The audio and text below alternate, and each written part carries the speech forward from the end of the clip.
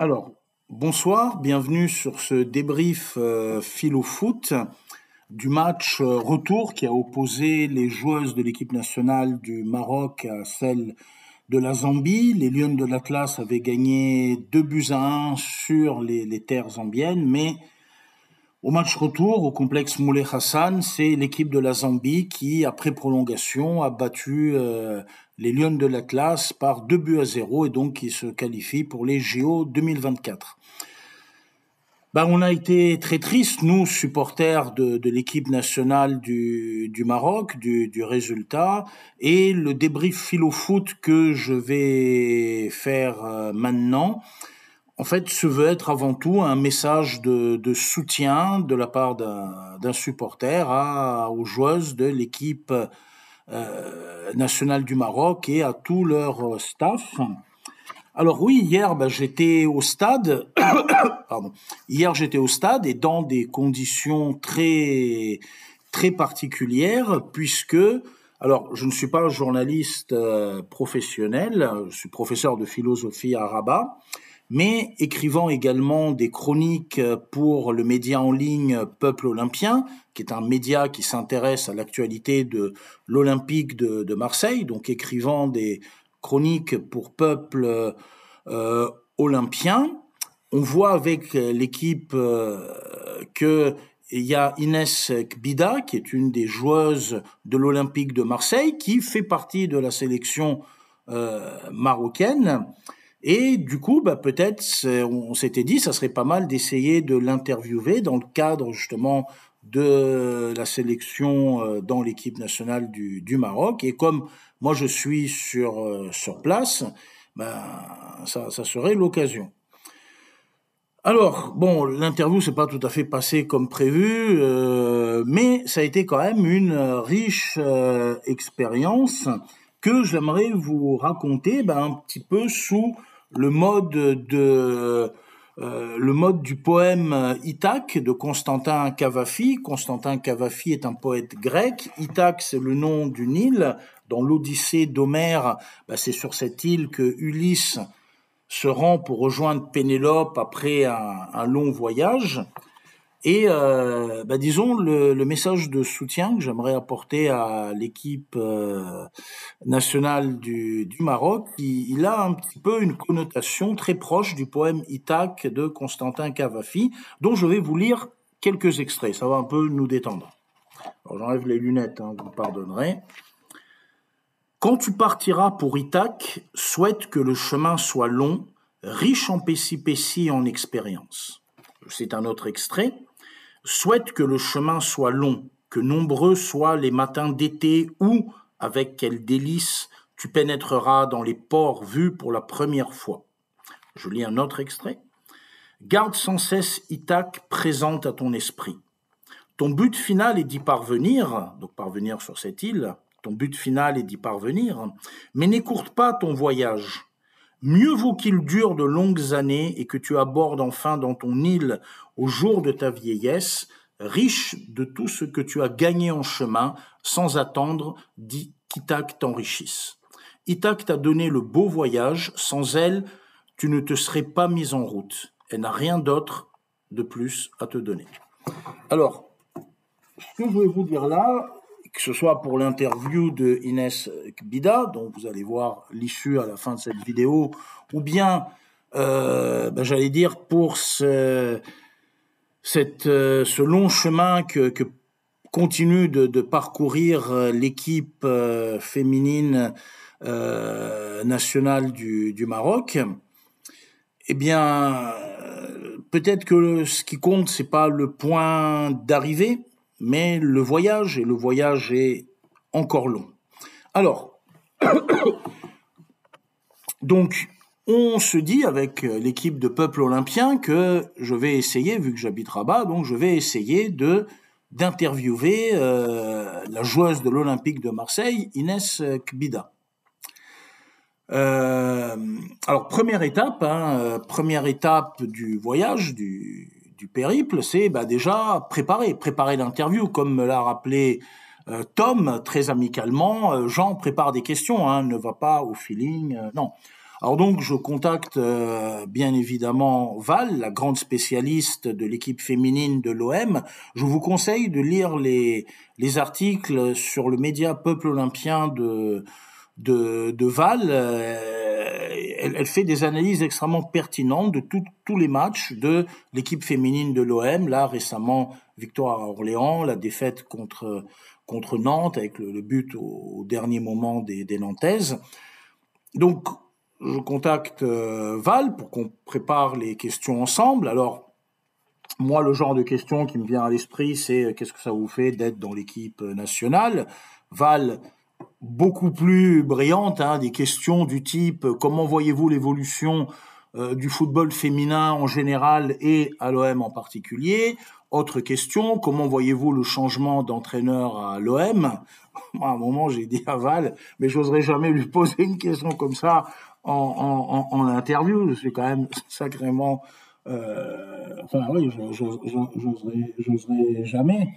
Enfin bref, je pars avec toute cette question. J'en ai quand même trouvé une de questions à poser à Inès Bida, mais aussi à d'autres joueuses de l'Olympique de Marseille.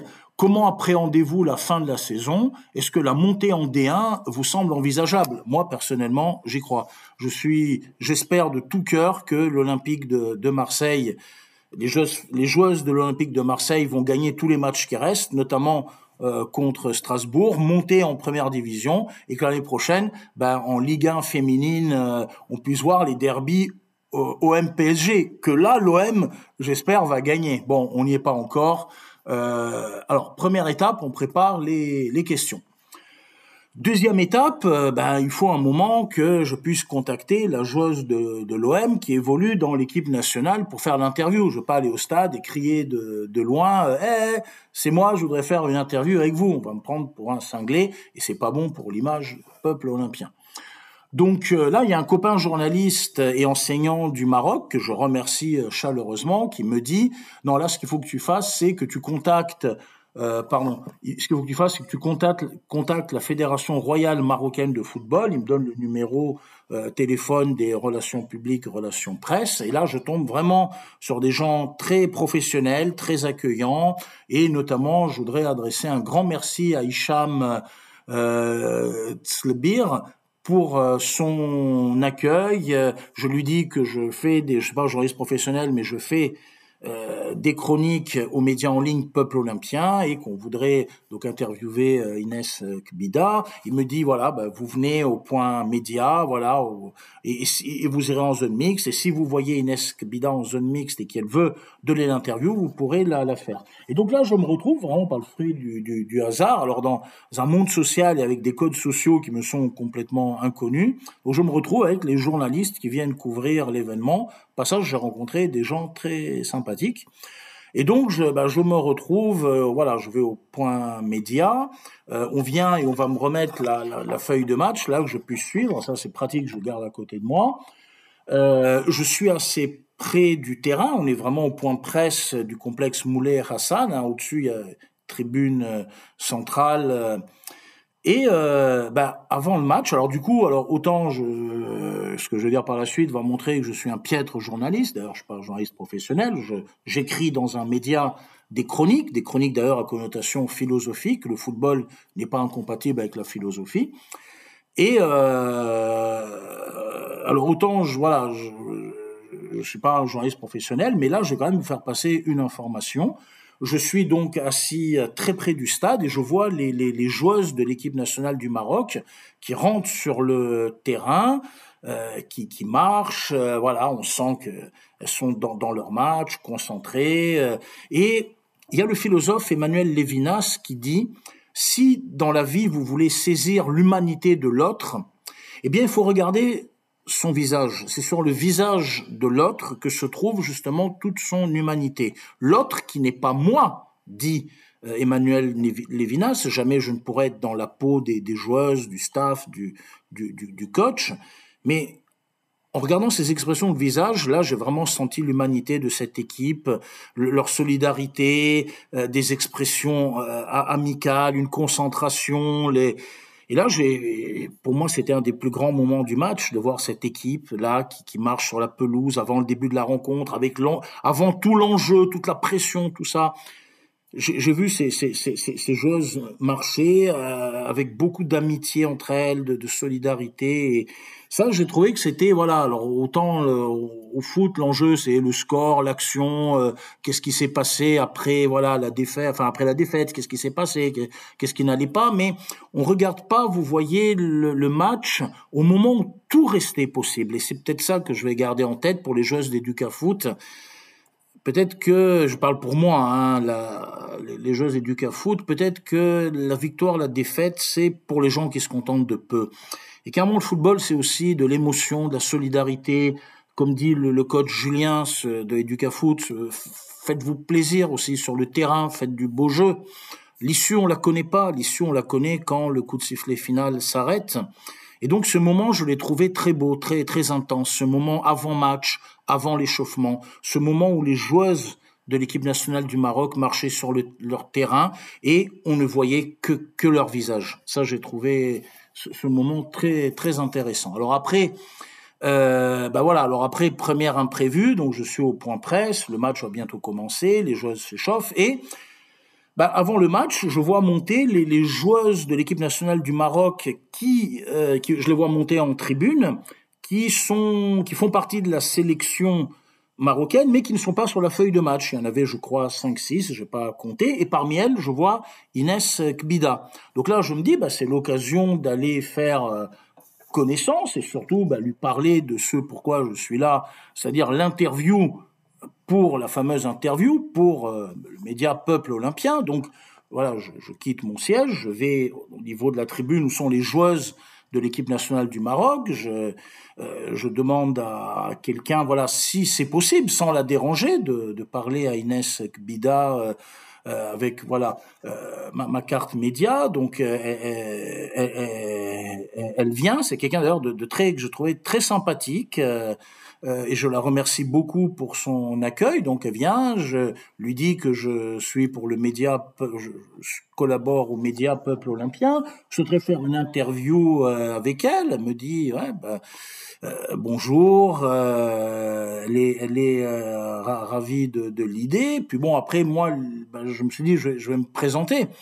Donc j'ai dit que voilà, je suis prof de philo, je vis à Rabat, j'entraîne une équipe de foot féminine. Je lui ai même dit que je suis marié avec une femme formidable depuis 20 ans et que mon épouse est marocaine. Et enfin bref, à un moment, j'ai beaucoup parlé de moi là pendant les 2-3 minutes où où j'étais en face à face avec la personne à qui je voulais faire l'interview.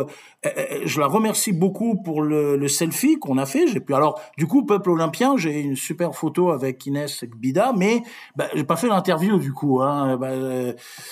Alors on verra si elle se fera par la suite, mais disons là, ça s'y prêtait pas. J'ai juste parlé 2-3 minutes avec cette joueuse sympathique de l'Olympique de Marseille, mais après le match allait commencer, les hymnes allaient commencer, donc je suis allé me rasseoir au point presse avec d'ailleurs un de mes voisins très sympathique. Donc le match, les hymnes, voilà, on écoute les hymnes. Après le match commence. Là, la première mi-temps, on sent les joueuses du Maroc un peu tendues. C'est vrai, l'enjeu est énorme, la pression est énorme, le 0-0 suffit. Elles sont bien regroupées en arrière. Il y a un très bon travail défensif de Yasmine Marabet, de Aziza Rebar, de la capitaine Aït El Haj Hanan. Ça, c'était le point fort de la première mi-temps. C'est vrai que c'est solide en défense, mais niveau construction du jeu au milieu, on est beaucoup trop replié, beaucoup trop renfermé. Il y a quelques petites attaques, mais ça n'aboutit pas. Et ça, je pense, c'était un des problèmes de la première mi-temps, alors que l'équipe zambienne, elles ont un moral d'acier, elles viennent là pour gagner, elles ont rien à perdre. Elles ont un jeu très offensif, très agressif. Ça passe vraiment, voilà, à l'arrache sur les côtés. Et puis, à un moment, il y a un moment la capitaine Barbara Banda qui se retrouve seule devant Khadija Ahmichi et qui marque le 1-0. D'ailleurs, la gardienne de but, Khadija Ahmichi, est vraiment l'une des des joueuses du match. Elle a fait des arrêts miracles, que ce soit en première mi-temps, en deuxième mi-temps. Le score aurait pu être beaucoup plus lourd au final que 2-0. Et il y a vraiment vraiment un très bon travail défensif. Mais également ce que fait la gardienne est remarquable. En deuxième mi-temps, la donne est différente. Les Lions de l'Atlas reviennent beaucoup plus offensive également, notamment il va y avoir des attaques sur les côtés, notamment Fatima Tagnaout qui est beaucoup plus vive, fait beaucoup plus d'accélération en deuxième mi-temps et arrive à centrer sur Jraidi Ibtissam. Alors le tournant du match pour moi il est à la 64e minute quand justement à un moment la numéro 9, Ibtissam Jraidi, tire, la goal zambienne repousse et Sakina Ouzraoui reprend, mais ça ne rentre pas.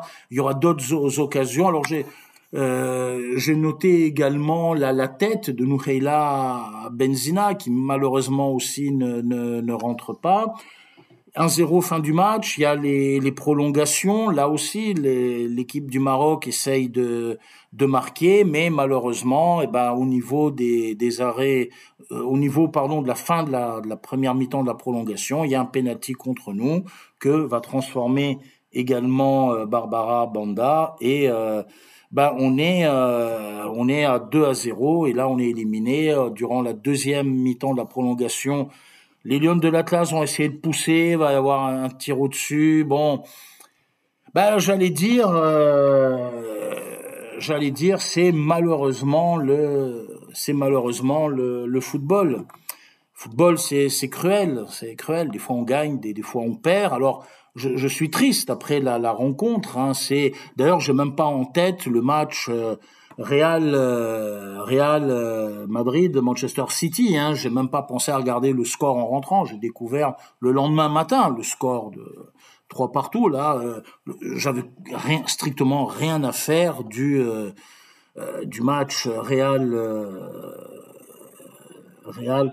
contre City. Là, c'est malheureusement la défaite des Lions de l'Atlas. Et c'est le football, c'est cruel et malheureusement ça fait partie du jeu. Alors, je vais voir la conférence du coach de la Zambie, hein, Bruce Moap, qui a très bien joué le coup, les joueuses avaient vraiment un mental très fort et sont venus chercher la gagne à domicile et réaliser l'exploit. Le coach Jorge Vilda a raison de dire il y a d'autres échéances, il y a la CAN là qui approche. C'est vrai que le football, tantôt on gagne, tantôt on perd, et c'est malheureusement comme ça. Nous, on le vit avec le coach Neil, avec nos joueuses de Educafoot, hein, les joueuses que nous co-entraînons à Educafoot, l'équipe de foot de la maison des lycéens du lycée Descartes, là, qui d'ailleurs a fait un très bon... voilà, nous aussi on a des défaites. À un moment, on avait perdu 5-6-1 contre une équipe de collégiens mixtes, d'ailleurs, filles et garçons. Bon, là, ce week-end, on a fait un beau 3 partout avec... c'était un des meilleurs matchs des joueuses d'Educafoot, avec un vrai jeu offensif, avec un vrai bloc défensif, une construction de jeu au milieu, des arrêts remarquables de Rita qui était au cage, un but en pleine lucarne, tir de loin de la capitaine, également Rim et Lina qui ont marqué des superbes buts. Et une vraie combativité, une vraie solidarité des joueuses d'Educafoot. Donc c'est un peu ça le football. À un moment, je me suis retrouvé en zone mixte et je discutais avec l'une des joueuses de l'équipe du Maroc que je ne connais pas. À un moment, je la voyais, elle était triste avant de passer devant les journalistes. Et oui, ça nous affecte, hein, comme dit Spinoza. Nous sommes, comme dit Spinoza, le philosophe dans l'éthique, nous sommes constitués de telle manière que nous sommes déterminés à être affectés par les passions tristes, la tristesse, la colère, le découragement, l'angoisse, il y a tout un tas de passions tristes qui nous affectent, la colère, la haine, c'est normal, nous sommes constitués comme ça, mais grâce à notre raison, dit Spinoza, nous pouvons aller des passions tristes aux passions joyeuses. Spinoza nous dit, nous devons persévérer dans notre être, le conatus de Spinoza, nous devons persévérer dans notre être, ne pas se laisser affecter par les passions tristes, quand bien même nous sommes déterminés à être affectés par les passions tristes, utiliser notre raison et aller vers les passions joyeuses. Le football, c'est comme la vie. On tombe, on se relève. Et tant qu'il y a de la vie, il y a de l'espoir. Là, il y a les prochaines échéances. C'est ce que je disais à la joueuse en discutant. Il y a les prochaines échéances. Il y a la CAN, il y a vos clubs, il y a vos clubs pour Inès Bida, à qui j'aurais aimé dire ça en zone triste. Alors là, en zone triste, d'ailleurs, lapsus freudien, en zone mixte, là, par exemple, je vais être franc avec Peuple Olympien. Là, l'interview, mais je n'en ai strictement rien à faire. Là,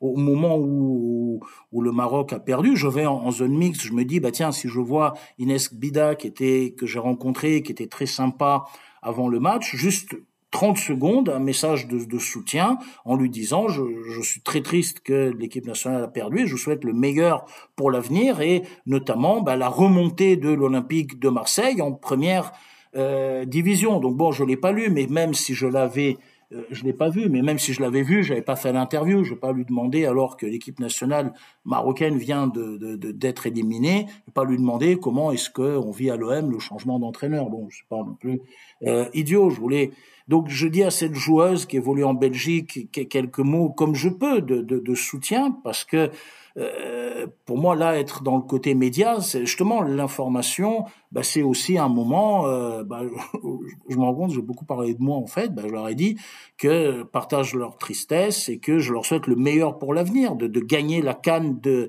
2024 qui se joue, gagner la CAN 2024 qui se joue au Maroc et voilà. Et en sortant, j'ai vu une autre joueuse également de l'équipe nationale du Maroc. Je passais près du bus des joueuses et j'en ai vu une autre. À un moment, je ne sais pas comment, on a enclenché la discussion et je lui ai répété tout ce que je viens de vous dire, que le football, tantôt on gagne, tantôt on perd, tantôt on est heureux, tantôt on est triste. Nous, quand on avait perdu avec Educafoot 6-1, on était triste. Et quand on a fait notre 3 partout, qu'on a battu notre équipe 6-2, on était content. Et le football est un devenir, hein. On va pas rester figé. Il faut aller de l'avant, se relever et continuer tous ensemble notre périple, notre voyage. Hein. L'important, c'est pas l'arrivée, c'est pas si on va gagner ou si on va perdre. L'important, même si la victoire ou la défaite nous affecte, peut-être que ce qui est important, c'est notre devenir de footballeuse et les prochaines échéances et le beau jeu, la solidarité, ces moments humains qu'on peut avoir avec l'autre. En tout cas, voilà ce que je voulais dire. J'espère que j'ai rien oublié. Ce que je voulais dire à l'équipe, aux joueuses de l'équipe nationale du Maroc, à leur staff, également aux gens de la fédération, à Hicham qui m'a vraiment reçu et je le remercie. On ne peut plus chaleureusement. Je vous souhaite le meilleur pour l'avenir. Le meilleur pour l'avenir et faire notamment une grande CAN et une grande fin de saison avec vos clubs respectifs. Bonsoir. Et Aïd Moubarak Saïd à vous, à vos familles et à bientôt.